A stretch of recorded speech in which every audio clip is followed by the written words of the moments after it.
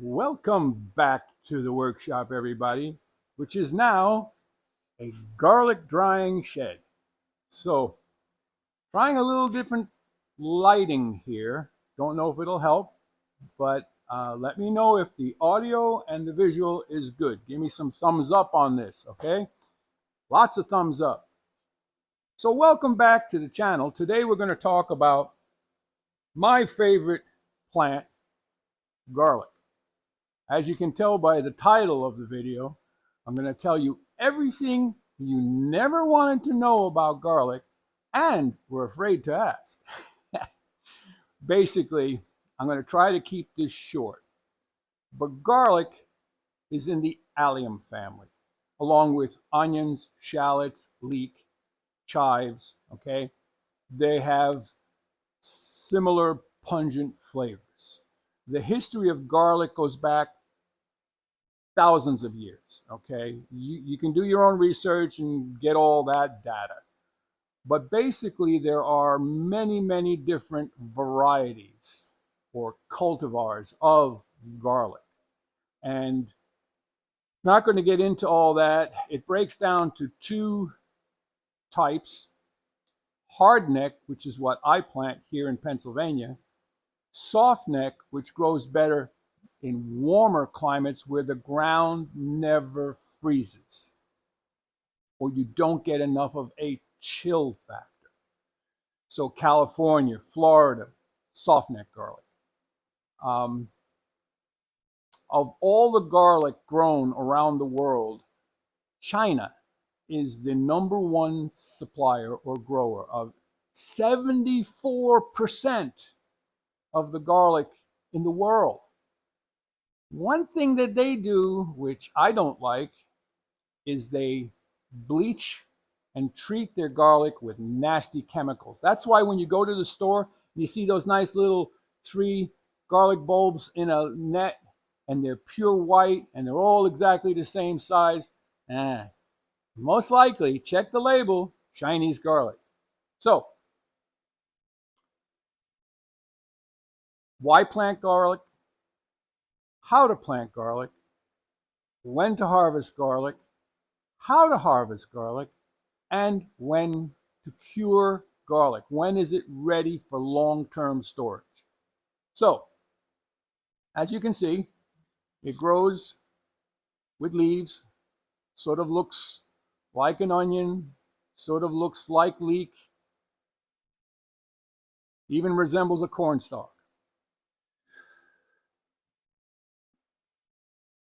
The reason why I plant my own garlic and have been doing so for more than a dozen years, and this is the same variety I've been planting over and over and over and over, is because of the freshness, of the taste, and then I know in my mind that there's no chemicals. There's no pesticides or herbicides. The only chemicals I might use would be fertilizer. Something like a 10-10-10, a triple 15, triple 16. It's just NPK, nitrogen, potassium, phosphorus. Go look that up. But typically, I don't even do that. I use compost, I use manure, and I use wood chips, and I use hay or straw for mulch. So, in a bulb of garlic, if you've never opened a bulb of garlic on your own, there are individual what's called cloves. Now, the bulb of garlic is also called a head of garlic. These individual cloves are what we then use in our recipes. However you want to use it, the culinary uses for garlic are immense. So before we get in how to plant and grow them, let's talk a little bit about some supposed benefits. Now, I'm not a nutritionist, I'm not a doctor, or nor do I play one on television, but folklore has it that garlic helps the body. It not only feeds the body, but there are different chemicals and compounds within the garlic, some of which are what gives it its pungent flavor, some of them what gives you bad breath and body odor. But many of them are supposedly for heart health, cancer prevention, blood thinning. I'm not saying they are, but this is what folklore tells us. So, besides being a food, a spice, a seasoning, could have medicinal properties. So, moving on to how to plant garlic and when to plant garlic. Garlic has to go in well-drained soil. Okay, I usually I kind of hill my soil up between rows, and then I put wood chips between the rows to keep the weeds down. Most of my soil here is free draining. If you have wet spots, don't plant garlic there. But garlic will grow in sandy soil, sandy loam. It will grow in even rocky soil like I have. You work it a little bit, get rid of some of the big rocks, it will grow there. When to plant garlic? Once these garlic that I'm harvesting now, you see they're still green, cure to where all the leaves are brown and dry, then they are cured. And in late October, early November, depending on the weather, is when I get my garlic cloves in the ground. I plant them finger depth, 2-3 inches. I used to just use my finger, but now, because I'm a woodworker and a wood turner, I've made tools to do that. They're called dibbles. So you poke a hole, and you put the clove in. But pay close attention to how you put the clove in.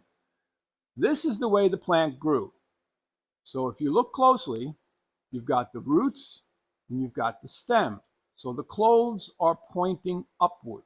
They're pointing up towards the stem. That's exactly the way they get planted in the ground. Root down, point up. So remember, pointy up. Now, once you put them in the ground, you pinch the soil over top of them, they're planted. To protect the plant, I mulch them. The mulch does a few things. Now, what do you mulch them with? You can mulch them with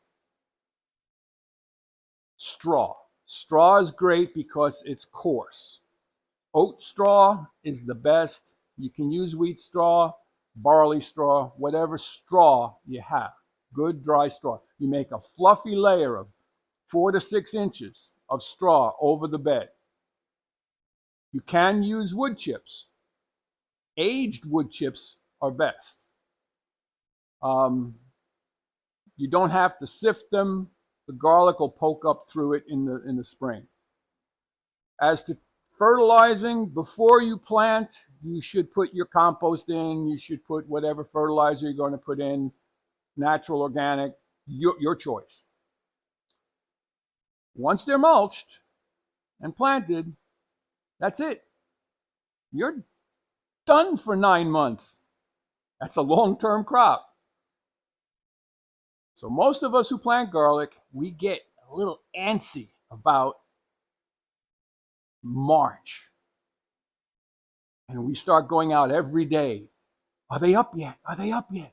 I had some this year that actually grew through the winter. They just grew a little bit. You can see the green tops poking up. The cold does not harm them. Freezing does not harm them, because the most important thing are the roots in the ground. That's why we plant them in the fall. Get the roots established. The other reason why we plant them in the fall is the chill factor, as I aforementioned. They get a chill factor, which is what causes them to create cloves instead of just one big round ball. So in the spring, you watch your weather. If it's extremely dry and you have the capability of irrigation, water them on occasion. I do not. So I just let creation take care of the watering. And this year, I was a little worried because we went for about 6 weeks without substantial rain. The next event in the cycle of the growth cycle of garlic is something called scapes. You see this part of the stem here? This is the center of the hardneck variety. It's called a scape or a garlic scape. It sends up a flower stalk, and on the top of the flower stalk is a bulbil, and it has all of these tiny, tiny little miniature garlic in it. You don't want them to stay on the plant, so you either snap them off, cut them off. Some people pull them, but there's debate as to whether pulling them leaves a hole in the stem which allows rainwater to get in and rot. I've done them all ways. I don't really see a problem anyway. If you leave the scape on, you will have a smaller bulb. So we're growing bulbs, not scapes, okay? So that's usually in about the same time that asparagus is growing. May, early May, mid-May, depending on your climate. When you harvest asparagus, watch for garlic scapes because they go good together in the fry pan that saute them both together or on the grill together. Oh, that's garlic scapes along with asparagus. Mwah, delicious. Once the scapes are off, you can pretty much mark that date 1 month ahead into June, it's in May when you take the last scapes off, you've got about a month before you should start watching for signs to harvest. So you're into late June, early July. How you know when that time comes, there's 2 ways. I'll tell you the first way, which is what I've used for years. You watch for the bottom 3 leaves to go brown and dry up. That's an indicator. Then you pull a few test bulbs and see if they're developed and they're where you want them. And then you can start pulling them. I have to pull on a rotation because I only have so much capacity to cure. Another way is if you leave one scape on in each garlic bed. When it goes, see how they grow is they grow a little straight, then they curl. You want them pulled off before they make a full turn. When they're ready to pick, that scape will have gone straight up. It'll be as tall as you. And the bulbil on the top will get larger and it might even open up. Almost like a flower, but it's not really a flower. That's another indicator garlic is ready to pull. So, there's 2 ways to pull. If your soil is loose enough and if the roots are starting to die back, they'll pull up out of the ground easy. If you want to take your garlic out too early, the roots will still be healthy and deep in the ground. I'm talking deep. Use a digging fork to get underneath them, then you can pull them up. Right, that way, because you never want to break this stem or the head. That's definitely no. Once you pull them out of the ground, now's the time to cure them. The best way to cure them is on some sort of a rack where they're suspended like this.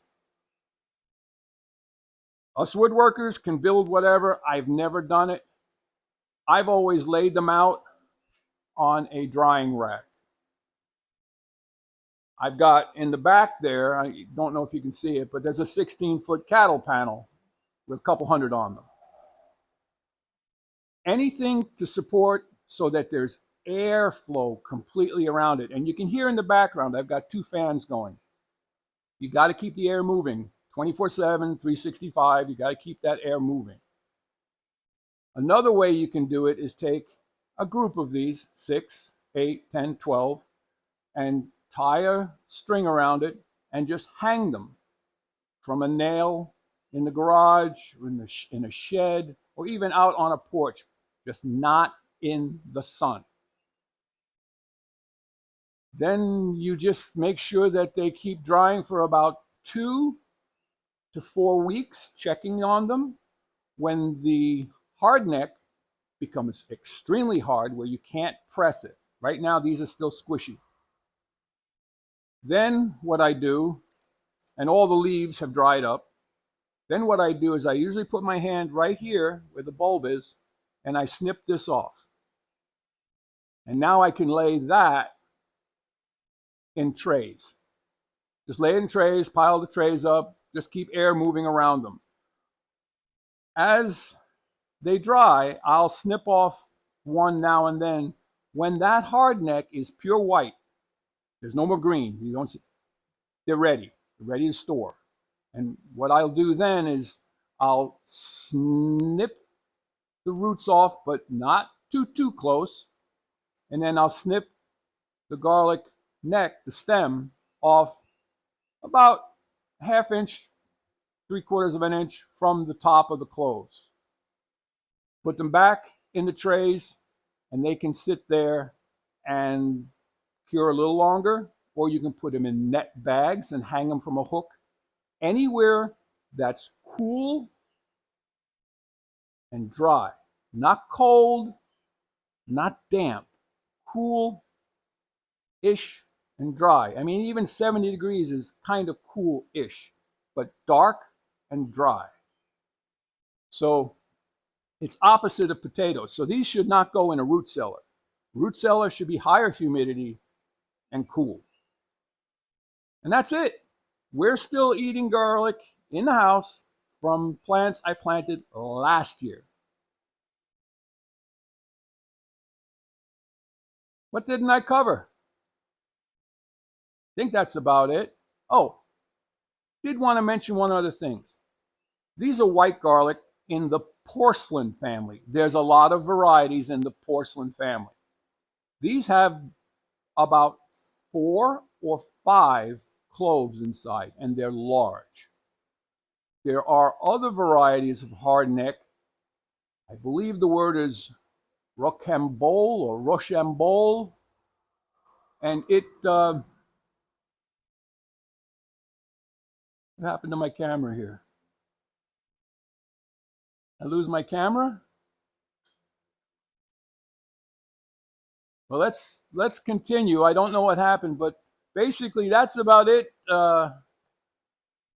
for the video today, because I'm looking at a really weird screen on my camera. Oh well. Hey, listen, if you have any questions on garlic, leave them down in the comment section. If I have any other tips and tricks, I'll put them down in the comment section or the description box. And hey, head out to your shop. Go make some shavings, or better yet, go harvest something from your garden. Walter out.